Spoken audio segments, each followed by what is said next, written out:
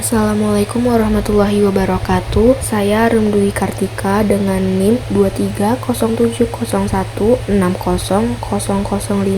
Oke, di sini kita akan membahas tentang self and self actualization. Di slide pertama di sini ada self. Jadi di sini diri ini kan merupakan suatu gambaran yang dimiliki oleh seseorang atau individu mengenai dirinya, yang dimana diri itu dibentuk melalui pengalaman-pengalaman yang diperoleh dari lingkungan sekitarnya.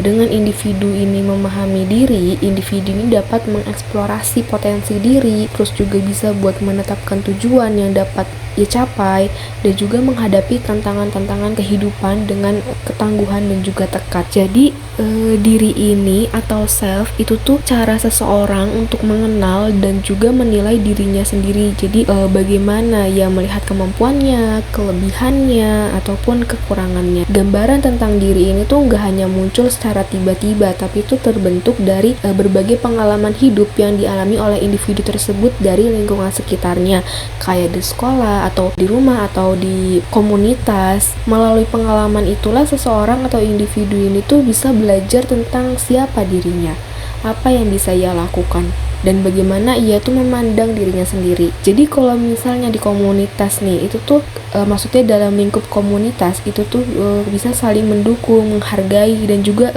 memberikan kesempatan kepada seseorang atau anggota lain untuk berkembang.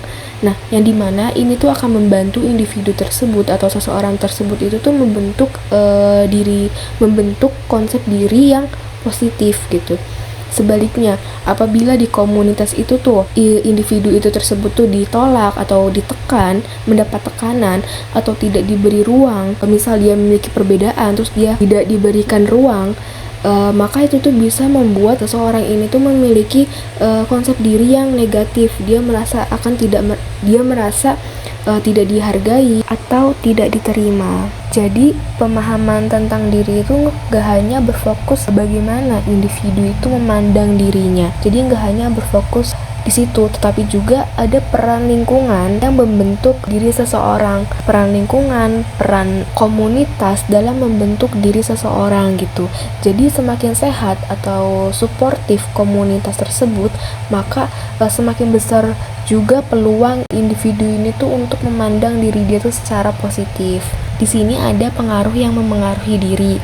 Yang pertama itu ada norma budaya. Jadi norma budaya yang dianut oleh komunitas ini tuh bisa membentuk bagaimana individu itu memandang diri mereka sendiri.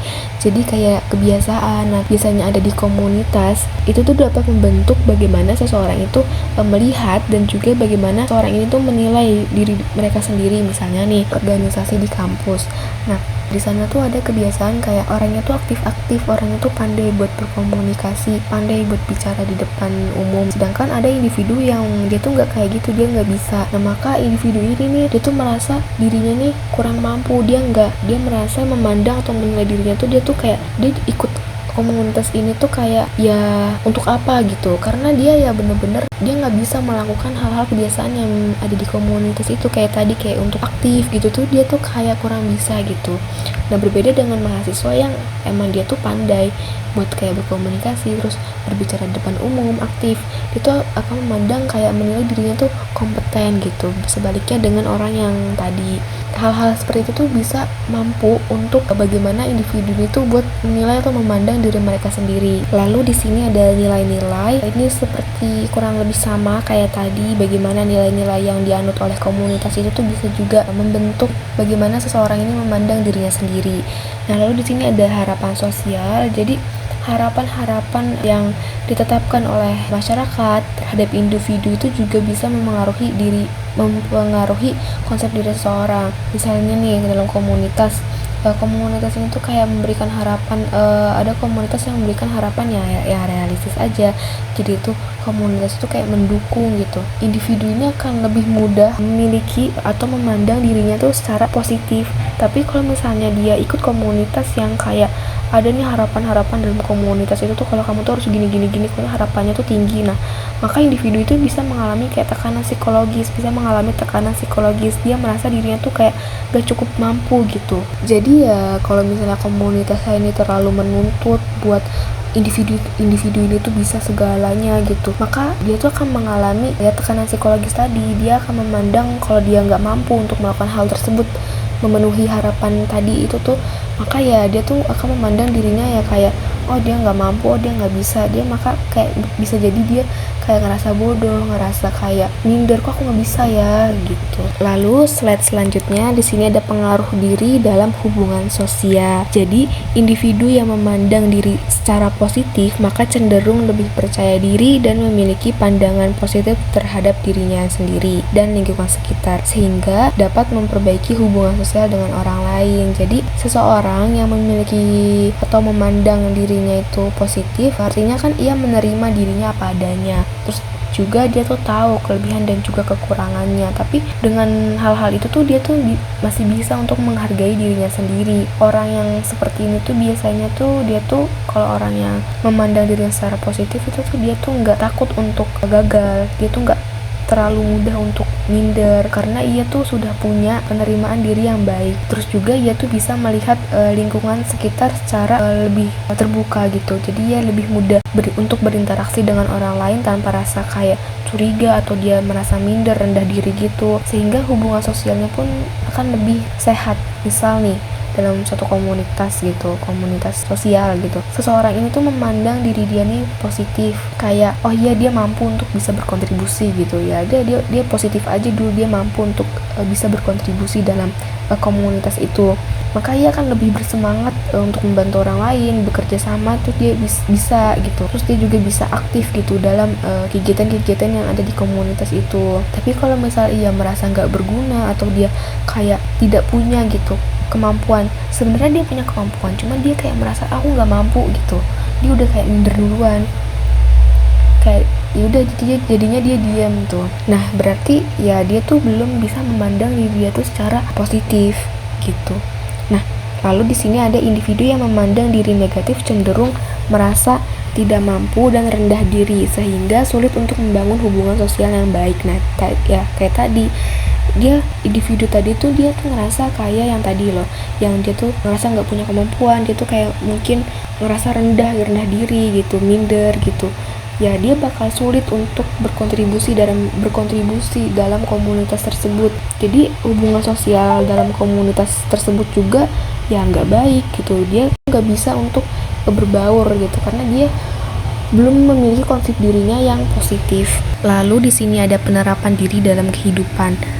Penerapan diri tergantung kepada diri setiap individu dengan usaha sadar menyadari kelebihan dan juga kekurangannya yang ada pada individu, lihai mengendalikan diri, tenggang rasa, berusaha jujur terhadap diri sendiri, serta menyadari perannya sebagai makhluk sosial. Jadi konsep diri ini terbentuk melalui proses yang panjang dan juga dinamis. Seseorang telah dapat menemukan jati diri, mengetahui kekuatan dan kelemahan dirinya, akan lebih mudah menyesuaikan di lingkungan kehidupannya dan mampu menerima dirinya dengan kesadaran dan penerimaan. Jadi penerapan konsep diri dalam kehidupan sehari-hari itu tuh tergantung kepada kesadaran dan juga usaha dari masing-masing setiap individu untuk mengenal dirinya sendiri. Jadi setiap orang ini tuh perlu sadar dulu, berusaha untuk memahami dulu siapa dirinya tuh sebenarnya. Jadi dia perlu tahu dulu gitu.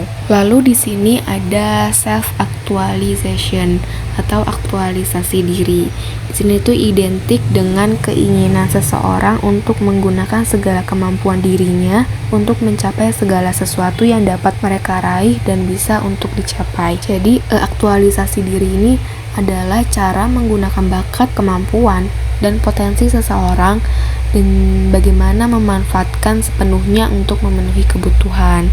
Nah, aktualisasi diri ini tuh dorongan dari dalam diri seseorang untuk mengembangkan seluruh kemampuan, bakat, dan juga potensi yang dimiliki agar bisa mencapai hal-hal yang baik dalam hidupnya. Jadi seseorang gak hanya puas dengan apa yang sudah bisa dia capai, tapi dia ini selalu ingin untuk bertumbuh, berkembang, belajar, dan memaksimalkan dirinya gitu. Jadi aktualisasi diri ini tuh berarti tuh usaha, sadar untuk memakai dan juga mengembangkan potensi yang dia punya itu secara sepenuhnya. Jadi bukan hanya disia-siakan. Seseorang yang beraktualisasi diri ini tuh akan berusaha jadi versi terbaik dari dirinya sendiri, baik dalam komunitas atau pekerjaan. Misal nih ada di komunitas misalnya seni lah, komunitas perkumpulan anak seni. Nah, ada nih individu yang dia tuh bener jago banget gitu. Walaupun dia udah jago, dia tuh nggak berhenti sampai situ aja gitu. Dia tuh pengen untuk terus berkembang gitu. Dia melakukan suatu hal yang bermanfaat gitu, bermakna. Kayak dia udah jago, ya udah dia melakukan hal-hal yang bermakna, kayak dia ngajarin orang lain gitu. Jadi kayak dia udah jago, jadi dia bisa memberikan ilmunya itu tuh kepada orang lain, kayak yang tadi membantu orang lain. Jadi kayak dia tuh bisa memberikan manfaat gitu. Orang yang mampu mengaktualisasikan dirinya sangat memahami bahwa ada eksistensi atau hambatan lain tinggal di dalam atau di luar keberadaannya sendiri yang mengendalikan perilaku dan tindakannya untuk melakukan sesuatu. Jadi orang yang mampu mengaktualisasikan dirinya itu tuh dia tuh realistis dan juga sadar bahwa ada faktor dari dalam diri atau luar dirinya yang mempengaruhi tindakannya. Tapi dengan adanya hal itu tuh dia tuh nggak membiarkan hambatan itu tuh buat menghentikan dirinya untuk terus berkembang. Jadi dia tuh menjadikannya sebagai tantangan untuk terus tumbuh dan juga berkembang. Di sini ada karakteristik aktualisasi diri yang dimana pertama penerimaan diri, orang lain, dan lingkungannya. Manusia yang telah mencapai tingkatan aktualisasi diri itu tuh mampu untuk menerima kekurangan diri sendiri, kelemahan orang lain, dan juga pertentangan dalam hidup. Jadi karakteristik aktualisasi diri ini tuh menunjukkan bahwa seseorang yang telah mencapai aktualisasi diri tuh memiliki kedewasaan secara emosional dan juga penerimaan yang tinggi. Ia nggak menolak kenyataan yang udah ada, jadi kayak melainkan dia tuh menerima hal tersebut. Misal nih ada individu yang ikut komunitas nih, dia tahu dia punya kekurangan dalam hal ini, terus juga dia tahu ada temen dia tuh yang punya kekurangan di ini. Ya udah, terus kadang di komunitas itu tuh karena ada setiap orang punya kekurangan, pasti pernah ada kayak hasilnya tuh kurang memuaskan gitu loh. Ya udah, dia nggak nyalain siapapun karena ya setiap orang pasti ya punya kekurangannya juga. Setiap orang punya kekurangan gitu, makanya ya udah, walaupun hasilnya nggak maksimal ya dia nerima aja gitu. Jadi ya hasil yang kurang memuaskan itu bisa dijadikan pelajaran bagi dia. Lalu ada spontanitas. Manusia yang telah mencapai tingkatan aktualisasi diri tidak dapat dilarang, tidak peduli dengan apa yang dipikirkan orang lain, aktif dan juga terlibat. Jadi orang yang sudah mencapai aktualisasi diri itu tuh dia tuh hidupnya itu tuh ya spontan gitu, sesuai dengan dirinya sendiri, kayak dia nggak pura-pura. Jadi dia juga nggak mudah untuk terpengaruh oleh orang lain. Jadi dia tuh bebas untuk mengekspresikan dirinya. Tapi orang ini tuh tetap punya tanggung jawab gitu, tetap menghargai orang lain. Misal dalam suatu komunitas kayak usaha gitu, ada nih semua anggotanya tuh dia tuh nggak berani gitu buat mencoba hal-hal yang ide usaha yang baru karena ya takut gagal. Nah tapi dia tuh tetap maju, tetap coba gitu, walaupun banyak yang ragu gitu. Nah karena dia tuh yakin, karena dia tuh kayak percaya dia bisa. Lalu di sini ada orientasi tugas. Manusia yang telah mencapai tingkatan aktualisasi diri memiliki misi, tugas, tujuan, atau masalah di luar diri pribadi yang harus diselesaikan. Jadi orang yang sudah mencapai aktualisasi diri ini tuh bukan hanya fokus kepada kepentingan pribadi, tapi dia juga tuh punya tujuan. Jadi sesuatu yang ingin dicapai untuk memberikan manfaat kepada orang lain. Jadi mereka tuh gak hanya hidup untuk mengejar kesenangan atau kebahagiaan pribadi, tapi dia tuh juga merasa hidupnya itu tuh harus punya makna untuk berkontribusi. Kayak misalnya ada seorang yang ikut komunitas relawan gitu. Nah walaupun itu kan capek ya, nggak dibayar, tapi dia tuh ya karena ingin memberikan manfaat, dia juga pengen berkontribusi dalam hal itu tuh ya makanya dia ikut. Jadi dia sudah mencapai aktualisasi diri. Nah lalu di sini ada otonomi. Manusia yang telah mencapai tingkatan aktualisasi diri relatif bebas dari ikatan budaya dan tidak bergantung pada orang lain atau pada otoritas luar. Orang yang sudah mencapai aktualisasi diri juga dia tuh memiliki kemandirian dalam berpikir, merasa, dan juga bertindak. Mereka tuh nggak mudah untuk terpengaruh oleh tekanan-tekanan yang ada dari lingkungan gitu, orang lain. Nah kayak mereka tuh tahu apa yang benar bagi dirinya dan berani untuk mengambil keputusan sendiri tanpa harus selalu mencari persetujuan atau pendapat dari orang lain. Nah, lalu ada selalu menghargai kehidupan. Manusia yang telah mencapai tingkatan aktualisasi diri selalu berupaya untuk terus memperbaharui rasa penghargaannya terhadap anugerah kehidupan. Jadi, orang yang sudah mencapai aktualisasi diri itu punya sikap selalu bersyukur dan juga menghargai kehidupan. Bahkan terhadap hal-hal yang kecil sekalipun yang sering dianggap biasa oleh orang lain. Mereka tuh gak hanya hidup dengan rasa bosan atau kayak ngeluh terus-terusan, tapi dia juga bisa melihat keindahan dari dunia ini, kayak makna dan juga nilai dari setiap kehidupan.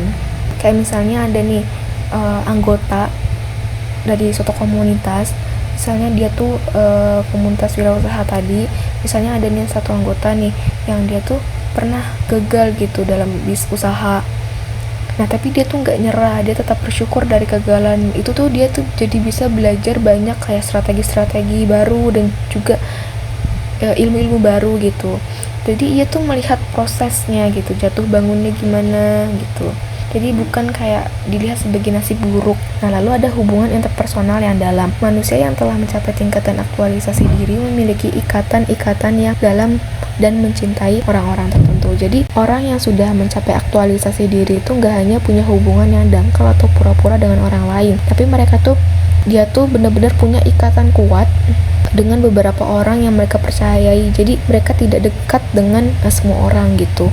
Nah, lalu di sini slide selanjutnya ada Unity of Science dalam Quran Surat Ad-Dariyat ayat 21, yang artinya begitu juga ada tanda-tanda kebesarannya pada dirimu sendiri, maka apakah kamu tidak memperhatikan? Nah, ayat ini tuh mengisyaratkan kepada manusia bahwa pada diri manusia itu terdapat bukti-bukti kekuasaan dan juga kebesaran dari Allah, seperti perbedaan kemampuan, perbedaan bahasa, kecerdasan, dan banyak macamnya anggota tubuh yang masing-masing itu mempunyai fungsi sendiri-sendiri. Ayat ini juga menunjukkan bahwa dalam diri manusia terdapat tanda yang bisa dikembangkan. Dengan kata lain, menyadari diri sendiri adalah langkah awal menuju pengembangan potensi. Nah, di sini ada daftar pustaka.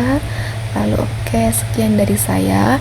Mohon maaf apabila ada salah kata, salah pengucapan. Sekian dari saya. Wassalamualaikum warahmatullahi wabarakatuh.